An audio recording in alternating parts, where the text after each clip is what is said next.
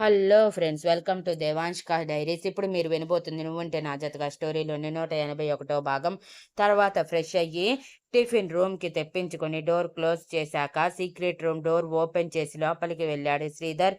అప్పటికే శృతి కూడా ఏడుస్తూనే ఉంది అలానే కూర్చొని. అది చూసి శ్రీధర్ మనసు బాధపడినా అది కొన్ని రోజులు మాత్రమే అని అనుకొని శృతికి బ్రష్ చేసి రాపో, టిఫిన్ తిందువు అని అన్నాడు. ఎందుకు, తిని ఏం చెయ్యాలి? ఇంకా నీ టార్చర్ అనుభవిస్తూ బ్రతకాల్సిన రోజులు ఉన్నాయా? ఇంతకంటే నన్ను చంపేస్తుంటే ప్రశాంతంగా చచ్చుండేదాన్ని కదా. ఇటు నీ పగ అటు మా బాబాయ్ పగ ఇద్దరిది తీరిపోయి ఉండేది. ఎందుకురా నా జీవితంలోకి ప్రవేశించావు? ఆనందంగా గడుపుతున్న నా జీవితాన్ని చిన్నాభిన్నం చేశారు మీరిద్దరూ కలిసి. చిన్నప్పటి నుంచి కంటికి రెంపలా పెంచాడు అనుకున్న బాబాయ్ మనసులో విషం పెంచుకొని పెంచాడని తెలుసుకోవటానికి ఇన్నాళ్ళు పడితే నువ్వు ప్రపోజ్ చేస్తే నేను రిజెక్ట్ చేశానని, అంతకంటే ముఖ్యంగా నీ ఎనిమి నీ ఎనిమి అయిన రుద్రని ప్రాణం కంటే ఎక్కువగా ప్రేమించానని పంతంతో నన్నిలా బంధించి నా క్యారెక్టర్ తీసి పడేశావు అని అరుస్తూ ఉంది. శృతి మాటలకి శ్రీధర్ కోపంగా ప్లేట్ పక్కన పెట్టి శృతి చెంప మీద గట్టిగా కొట్టి, నోరుంది కదా అని ఏది పడితే అది మాట్లాడకు. అవును, రుద్ర మీద నాకు పగ ఉంది. అలా అని వాడి మీద పగ కోసం నిన్నిలా తీసుకురావాల్సిన అవసరం నాకేంటి చెప్పు అని గంభీరంగా అరిచాడు. శ్రీధర్ కొట్టటం అది కూడా మొదటిసారి కావటంతో మొదటిసారి కాకపోవడంతో శృతి కేర్లెస్గా అతని వైపు చూస్తూ ఉంది. ఏంటి ఆ చూపు అని శృతి రెండు బుగ్గలు ఒత్తి పట్టుకొని చూడగానే, నచ్చావు. మనసులో నీ రూపాన్ని ప్రింట్ తీశాను. అప్పుడు నాకు తెలుసా నువ్వు రుద్రని ప్రేమించావని? తెలియదు కదా. ఎంతో ప్రేమతో నీకు ప్రపోజ్ చేస్తే రిజెక్ట్ చేశావు.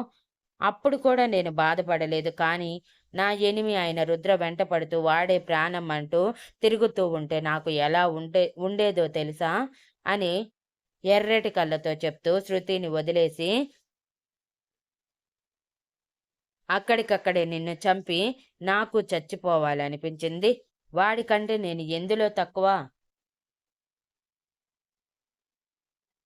ఎందుకు నన్నెవరూ కేర్ చేయరు? ప్రతిసారి అందరి దృష్టిలో వాడే గ్రేట్ అవ్వాలా? వాడు రాకముందు వరకు యూనివర్సిటీ ఫస్ట్గా నేనే ఉన్నాను. వాడు ఎప్పుడైతే నా లైఫ్లో అడుగు పెట్టాడో అప్పటి నుంచి నా ప్లేస్ సెకండ్కి మారిపోయింది. అదే తట్టుకోలేక వాడి మీద పంతంతో చదువుకుంటున్న నాకు నేను ప్రేమించిన నువ్వు కూడా రుద్రనే ప్రేమించటం నచ్చలేదు. ఆఖరికి ప్రేమించిన అమ్మాయి కూడా తన ఎనిమిని ఇష్టపడుతుంటే ఆ ఫీలింగ్ ఎలా ఉంటుందో తెలుసా అని అరిచి, ముందు టిఫిన్ తిను అని బ్రష్ చేయకుండానే తన బుగ్గల్లో కుక్కేసేలోపు శృతి తల పక్కకి తిప్పి, నాకొద్దు అని అంది.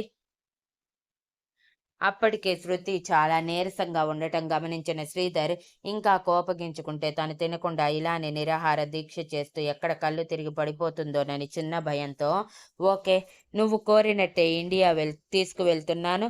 But husband and wife relation మీద ఇప్పటికైనా టిఫిన్ తింటావా అని అడిగాడు. వాట్ అంటూ శృతి కళ్ళు పెద్దవి చేసి శ్రీధర్ వైపు చూస్తుంటే, నేను చెప్తుంది నిజం. నీకు ఇన్ఫర్మేషన్ తెలియాలంటే ముందు నువ్వు టిఫిన్ చేయాలి. తర్వాత ఏదైనా చెప్తాను. కాదు కూడదు అంటే నీ ఇష్టం. టికెట్స్ క్యాన్సిల్ చేసి మన ఇద్దరం ఇలాగే కొట్టుకుంటూ తిట్టుకుంటూ ఇక్కడే ఉండిపోదాం అని కేర్లెస్గా అన్నాడు.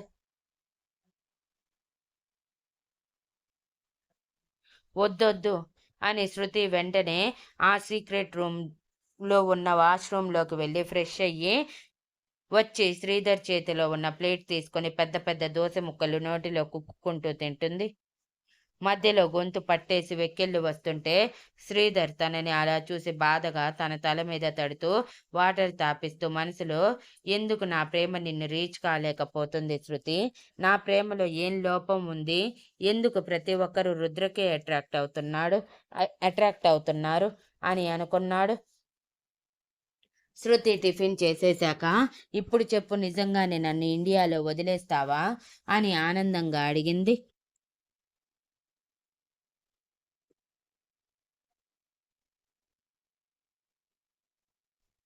ప్రస్తుతానికి శృతి మెంటల్ బిహేవియర్ బట్టి బిహేవ్ చేయటం బెటర్ అనుకుని, హా, బట్ ఇక్కడి నుంచి హస్బెండ్ అండ్ వైఫ్ రిలేషన్ మీదే మనం వెళ్ళాలి.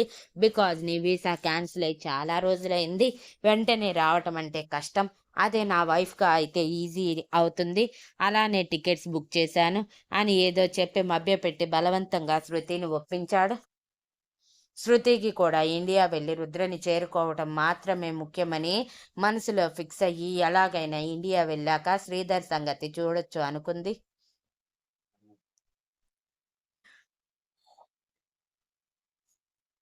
ఇక ప్రీతం బయటికి వచ్చాక శ్రీధర్ రూమ్ వైపు అయోమయంగా చూస్తూ, ఏం సౌండ్ అది? సడన్ గా వచ్చిందేంటి? పైగా ఏదో పగిలిన సౌండ్లా ఉంది. అసలు ఏం జరుగుతుంది? ఒకవేళ అభి వాళ్ళు అన్నట్టు శృతి శ్రీధర్ దగ్గరే ఉందా అని అనుకొని కూడా వెంటనే స్నేహితుడి మీద అనుమానం రావటం మహాపాపమని అనుకొని, నో నో, అలా జరిగి ఉండదు. ఖచ్చితంగా వేరే ఏదో పడిపోయి ఉంటుంది అంతే.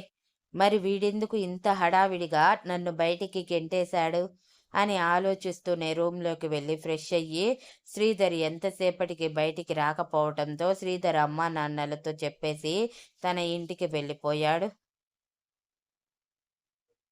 శ్రీధర్ కూడా ప్రీతం గురించి ఇక పట్టించుకోలేదు. స్నేహితుడన్న ఒకే ఒక కారణంతో అతడు తన శత్రువులకి హెల్ప్ చేసినందుకు కొట్టకుండా వదిలేశాడు, కానీ మాట్లాడటం మానేశాడు.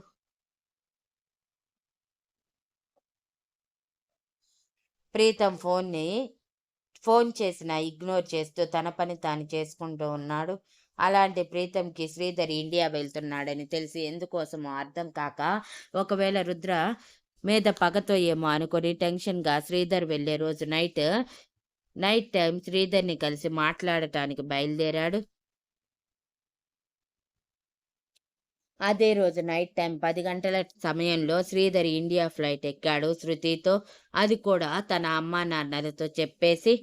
శృతిని ఇంటి నుంచి తీసుకువెళ్ళే టైంలో ప్రీతం శ్రీధర్తో మాట్లాడటానికి వచ్చి శ్రీధర్ కారులో శృతిని తీసుకువెళ్ళటం చూశాడు.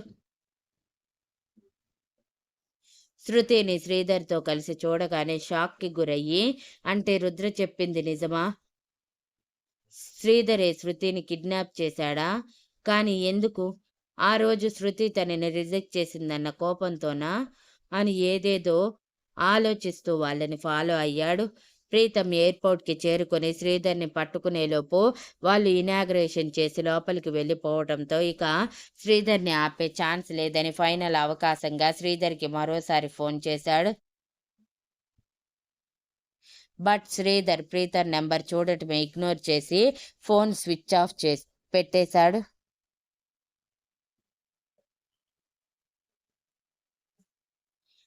ఇక్కడ శృతి రుద్రని చేరుకుంటున్న ఆనందంలో శ్రీధర్ తనతో పాటే ఉన్నాడన్న ఆలోచన కూడా మర్చిపోయి రుద్ర ఊహల్లో తేలియాడుతుంది. కానీ వీళ్ళకి తెలియని విషయం, ఇండియాలో అందరికంటే ప్రమాదకరమైన ఫణీంద్ర గారు వీళ్ళ కోసం ఎదురు చూస్తూ ఎప్పుడెప్పుడు తన పని ముగించాలా అని వెయిట్ చేస్తూ ఉన్నారు.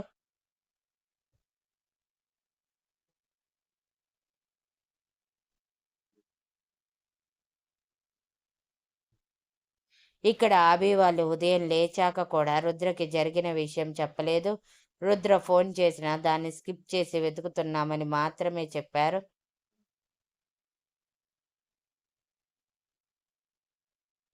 రుద్రకి కూడా ఏ ఇన్ఫర్మేషన్ లేకపోవడంతో అదే నిజం అనుకొని వదిలేశాడు. అలా అభి, సాధన శ్రీధర్కి సంబంధించిన విల్లాస్, ఫామ్ హౌసెస్ ఒక్కొక్కటిగా వెతికే పనిలో పడ్డారు. మిత్రకి ఎందుకో అభి తనని అవాయిడ్ చేస్తున్నాడని అనిపించి అయోమయంగా ఆలోచిస్తుంది, కానీ తనకి అడిగే ధైర్యం చేయలేదు. అభి తన ఆలోచన అర్థం చేసుకొని, ఇక్కడ కంపెనీలో చిన్న ప్రాబ్లం రా, దానికోసమే తిరుగుతున్నాను.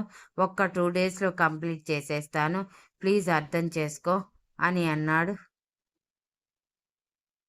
అయ్యో పర్వాలేదు అభి గారు, నేను అర్థం చేసుకోగలను అని నవ్వుతూ చెప్తే అభి మిత్రకి నిజం చెప్పకుండా దాచేస్తున్నందుకు గిల్టీ ఫీల్ అవుతూ తనకి మొహం చూపించలేక ఓకే నేను బయలుదేరుతున్నాను, బయట పని ఉంది అని చెప్పి సాధనతో కలిసి వెళ్ళిపోయాడు.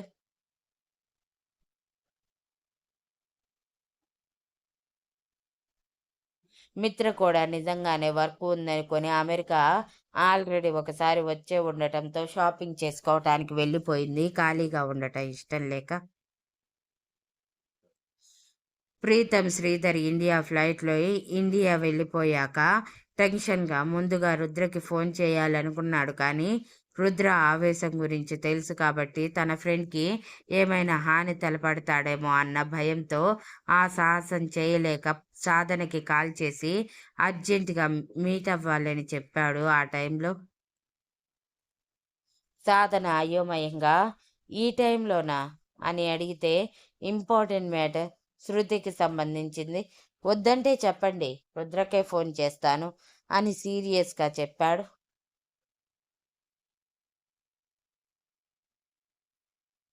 ఒకవేళ శృతి గురించి తెలిసిందేమో అని ఓకే ఓకే వస్తున్నామని అబ్బిని తీసుకొని బయలుదేరింది సామ్రాట్ గారి ఇంటికి.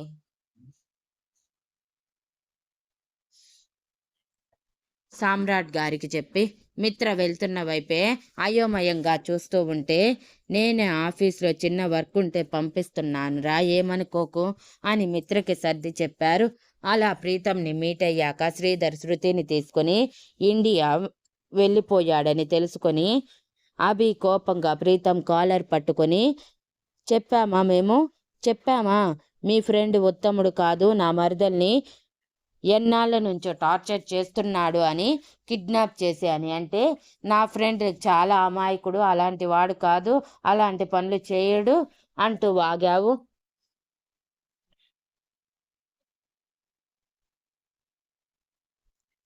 ఇప్పుడు చూసావా, శృతి గురించి మనకి తెలిసిపోతుందేమోనని తనని తీసుకొని ఇండియా చెక్కేశాడు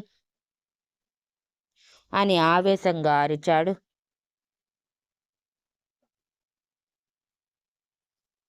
ప్రీతం కోపంగా కాలర్ విడిపించుకొని డోంట్ షౌట్ మిస్టర్ అభినవ్, నువ్వు అరిస్తే నేను అంతకంటే గట్టిగా అరవగలను కాబట్టి కామ్గా ఉండు.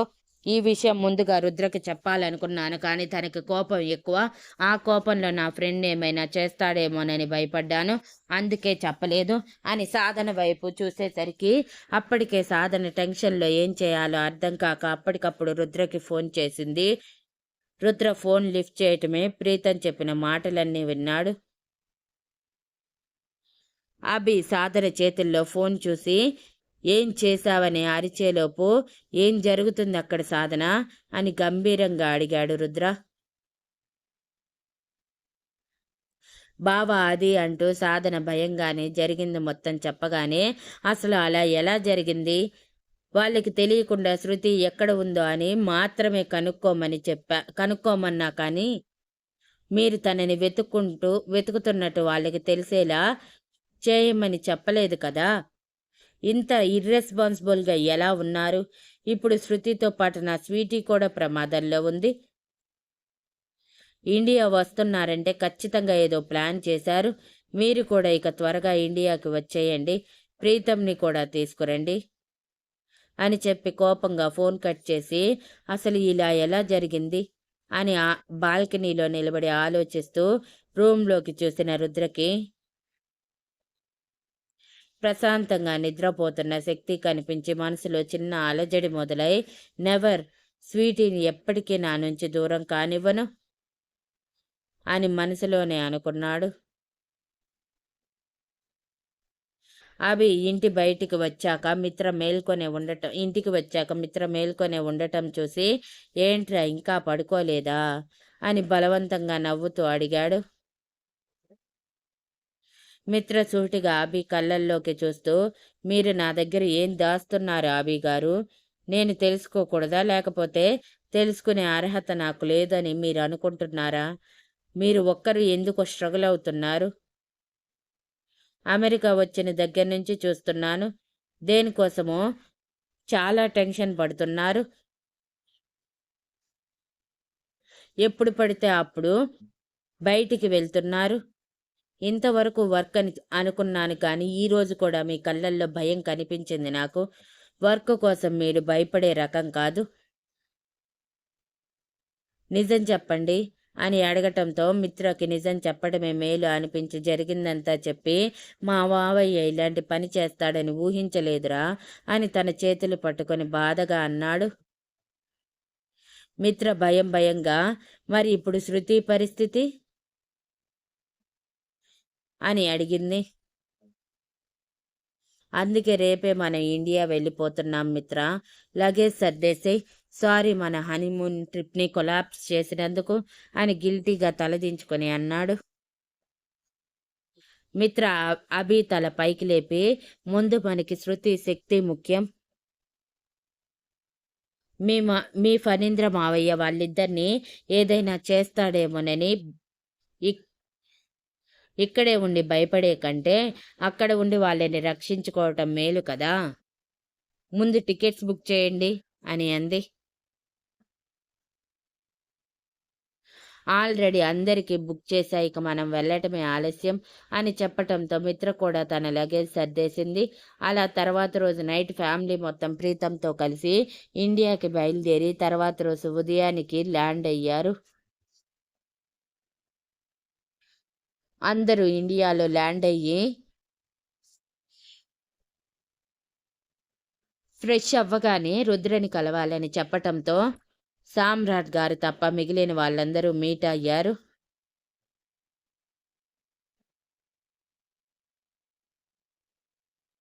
ఇది జరిగింది. Next update promo. After 1 week ఒకానొక రోజు నైట్ 9 గంటల ప్రాంతం. ఇంటికి చేరిన రుద్ర స్టెప్స్ ఎక్కుతూ ఉంటే హాల్లో నిలబడి తననే